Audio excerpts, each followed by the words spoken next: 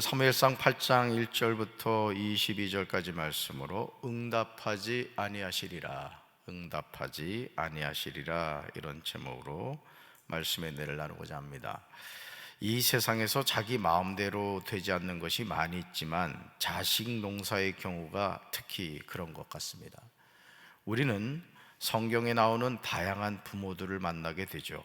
그런데 그 많은 부모 가운데 자식 농사에 성공한 경우가 그렇게 많지 않음을 보게 됩니다.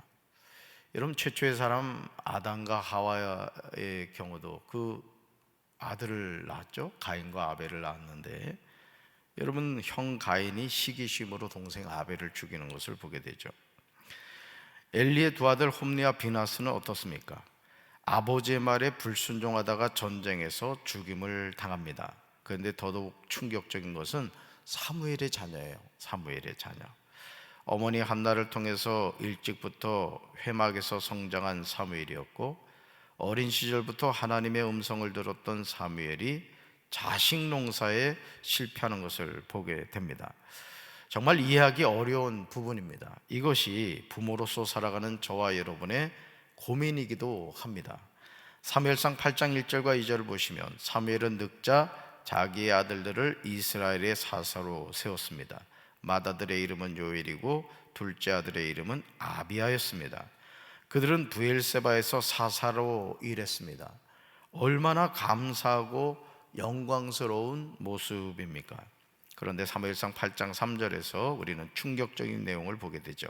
아니, 어떻게 사무엘의 아들들이 이런 삶을 살았는지 이해가 되지 않아요. 3절 말씀 있습니다. 그의 아들들이 자기 아버지의 행위를 따르지 아니하고 이익을 따라 뇌물을 받고 판결을 굳게 하니라. 아멘.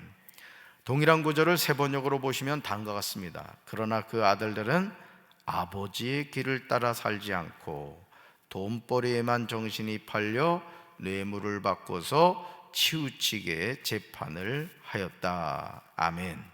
누구 길을 따르지 않았다? 아버지의 길. 아버지 사무엘의 길, 무슨 길이죠? 하나님의 길이었죠. 부모의 신앙이 자녀에게 그대로 이어진다는 것이 쉽지 않음을 보게 됩니다. 그러므로 우리는 자녀들의 이름을 불러가면서 하나님께 간절히 기도해야 할 줄로 믿습니다. 하나님의 은혜를 베풀어 주시지 않으면 우리 힘으로 어떻게 자녀를 신앙적으로 바로 양육할 수 있겠습니까? 사무엘의 아들들의 그릇된 삶은 반면교사입니다.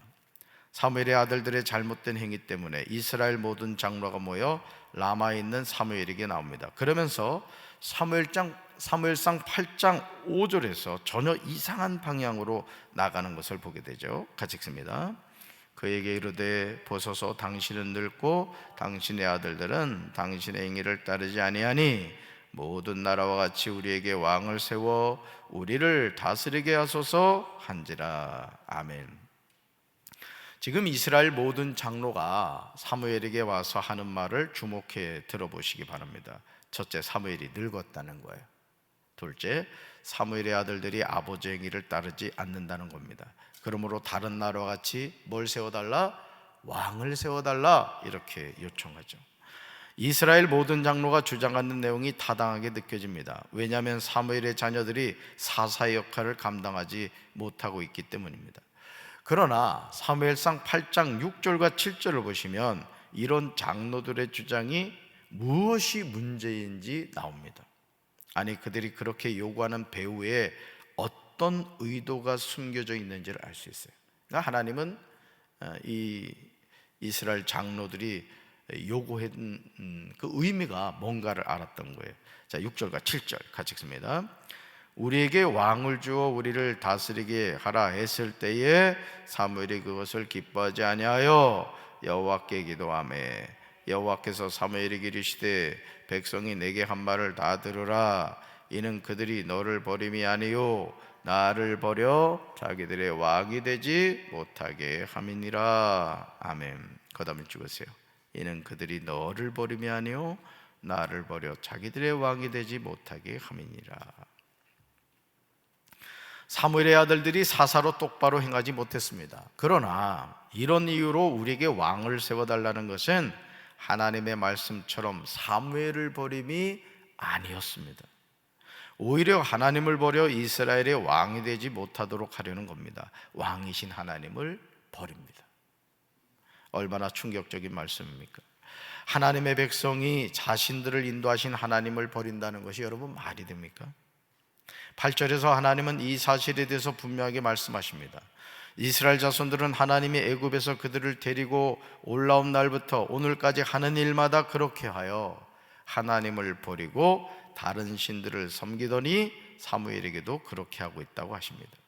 하나님이 베푸시는 은혜를 전혀 기억하지 못하고 있는 거죠. 하나님은 이제 사무엘에게 이스라엘 백성의 말을 들어주라고 하십니다. 그러나 그들을 다스릴 왕이 어떤 일을 할지 일러주라고 엄히 경고하십니다. 사무엘상 8장 10절부터 사무엘은 왕을 요구하는 백성에게 여호와의 모든 말씀을 전합니다. 사무엘이 소개하고 있는 이스라엘을 다스릴 왕의 제도가 그렇게 호락호락하지 않습니다. 11절부터 17절에서 사무엘이 말하고 있는 왕의 제도에 관한 내용을 보시면 이스라엘을 다스릴 왕을 세우기 위해서 들어가는 인력과 비용이 만만하지 않습니다. 사무엘상 8장 18절에서 사무엘은 앞으로 이 왕의 제도를 통해서 이스라엘 자손이 어떻게 될지에 대해서 미리 알려줍니다. 18절 같이 읽습니다. 그날에 너희는 너희가 택한 왕으로 말미암아 부르짖되 그날에 여호와께서 너희에게 응답하지 아니하시리라 하니. 아멘. 사랑하는 성도 여러분, 지금 사무엘이 이스라엘 자손에게 알려주는 왕의 제도에 관한 내용이 들리십니까? 이후에 이스라엘 자손들이 스스로 택한 왕 때문에 울부짖게 된다는 것이죠. 그러나 그때 하나님은 그들의 기도에 뭐하지 않는다? 응답하지 않겠다라고 하십니다. 이 정도의 설명이면 왕의 제도가 어떤지를 이스라엘 자손들이 알만도 한데 백성이 사무엘의 말 듣기를 거절합니다. 그러면서 우리에게도 왕이 있어야겠다고 강력하게 주장합니다. 이들이 이렇게 주장하는 이유는 다른 것이 아닙니다. 20절에 그 내용이 나오죠. 같이 읽습니다. 우리도 다른 나라들 같이 되어 우리의 왕이 우리를 다스리며 우리의 앞에 나가서 우리의 싸움을 싸워야 할 것이니이다 하는지라. 아멘. 이스라엘 백성들이 하는 말이 정말 이상하지 않습니까? 창세기 12장에서 하나님은 하나님이 왕이신 나라를 세우시겠다고 아브라함을 지명하여 부르셨습니다. 그런데 지금 이스라엘 자손은 하나님의 왕 되심을 부정하고 인간 왕을 달라고 떼를 쓰고 있습니다. 이스라엘 자손들이 이렇게 요구하는 이유는 우리도 이방 나라들처럼 우리의 왕이 우리를 다스리며 그 왕이 우리를 이끌고 나가서 전쟁에서 싸워야 할 것이다, 이렇게 말합니다. 사랑하는 성도 여러분, 지금 이스라엘 백성이 요구하고 있는 모든 항목이 사실은 하나님을 통하여 이루어지고 있던 내용입니다. 성경을 읽을 때 우리가 잊지 않고 기억해야 되는 중요한 두 가지 관점이 있습니다. 첫째, 누가 왕인가? 왕싸움이라는 거죠. 그래서 성경 말씀을 이렇게 읽어보면, 특별히 구약 성경을 읽어보면 누가 왕이냐? 이 부분이 계속 나오죠. 둘째, 셋계열은 가인계열과 섞이면 안 된다는 거예요. 정복해야 한다는 겁니다. 여러분, 셋계열은 무슨 계열이죠? 하나님의 영적인 계보입니다. 가인의 계보는요, 하나님을 떠난 멸망당할 마귀의 계보를 말하는 것입니다. 하나님의 나라의 백성들이 왜 다른 나라와 같이 되기를 원합니까? 하나님이 왕이 되셔서 이스라엘을 다스리시는데 왜 인간 왕을 세워서 다스림을 받으려고 합니까? 전쟁은 누구한테 속한 것이다? 여호와께 속한 것이라고 말씀하고 있는데, 하나님이 앞에 나가셔서 대적들과 싸우시는데 무엇이 부족해서 인간 왕을 세워서 그가 백성들 앞에 나가서 싸워야만 합니까?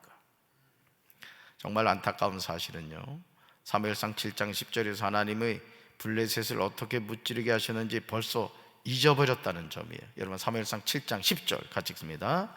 사무엘이 번제를 드릴 때 블레셋 사람이 이스라엘과 싸우려고 가까이 오매 그날에 여호와께서 블레셋 사람에게 큰 우레를 발하여 그들을 어지럽게 하시니 그들이 이스라엘 앞에 패한지라. 아멘. 시편 121편 1절과 2절에서요 시편 기자는 이렇게 노래합니다. 이것은 믿음의 고백이죠. 우리 쉬운 성경을 한번 읽어봅니다. 내가 눈을 들어 산들을 바라봅니다. 나의 도움이 어디에서 옵니까? 나의 도움은 여호와께로부터 옵니다. 하늘과 땅을 만드신 그분으로부터 옵니다. 아멘. 나의 도움은 누구로부터 온다? 여호와로부터 온다라는 것이죠.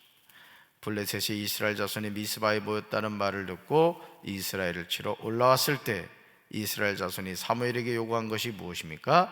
사무엘이 하나님께 쉬지 말고 부르짖어 우리를 블레셋 사람들의 손에서 구원하시게 해달라는 것입니다.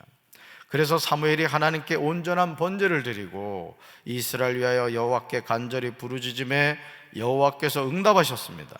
이렇게 응답하신 하나님을 버리고 인간왕을 달라는 이스라엘 백성들의 요구가 말이나 됩니까? 이것은 하나님에 대한 배신입니다. 사무엘은 백성들이 하는 말을 다 들었습니다. 그런 다음 그들이 한 말을 다 여호와께 말씀드렸습니다. 그러자 사무엘상 8장 22절에서 하나님이 사무엘에게 말씀하십니다. 우리 22절 같이 읽습니다. 여호와께서 사무엘에게 이르시되 그들의 말을 들어 왕을 세우라 하시니 사무엘이 이스라엘 사람들에게 이르되 너희는 각기 성읍으로 돌아가라 하니라. 아멘. 여러분, 하나님의 마음이 얼마나 아프셨겠습니까? 이제까지 이스라엘 자손들이 한 일이라고는 그들을 애굽에서 인도하여 낸 날부터 오늘까지 그들이 모든 행사로 하나님을 버리고 다른 신들을 섬겼습니다. 그런데도 그들이 미스바에 모여 물을 길어 여호와 앞에 붓고 그날 종일 금식하고 자신의 죄를 자복할 때 기도에 응답해 주셨습니다. 그러므로 이제 우리는 영원토록 오직 하나님만을 내 삶의 왕으로 섬겨야 할 줄로 믿습니다. 오늘도 우리가 살아가면서 결국은 그렇습니다. 우리나라 대통령이 있고 또 공무원들이 어떤 일을 하고 뭐 그렇습니다. 교회도 뭐 담임 목사가 있고 또 목회자의 지도를 여러분이 받습니다. 그러나 저나 여러분이나 우리 왕은 누구시다? 하나님이시다. 우리는 사실은 한 왕을 섬기는 거예요. 그 왕이 누구시다? 하나님이시다. 이 사실을 기억하시고 오늘도 왕이신 하나님과 동행하는 이 하루가 되기를 주님의 이름으로 축원합니다. 가슴에 손 얹읍시다. 하나님 아버지, 성경에 나오는 많은 위대한 믿음의 사람들이 자식 농사에 실패하는 것을 보게 됩니다. 오늘 우리는 과연 우리 자녀들을 기도와 말씀으로 양육하고 있습니까? 하나님이 도와주시지 않고서는 우리가 부모로서 이 세상을 바로 살아갈 수 없음을 고백합니다. 저희들에게 지혜를 주셔서 우리가 주님 앞에 무릎 꿇어 기도함으로 하나님이 선물로 주신 자녀들을 기도와 말씀으로 잘 양육해 갈 수 있도록 주여 도와주시옵소서. 우리의 왕은 오직 살아계신 하나님이신 줄로 믿습니다. 하나님만을 섬기는 이 하루가 되게 하옵소서. 예수님 이름으로 간절히 기도합니다. 아멘.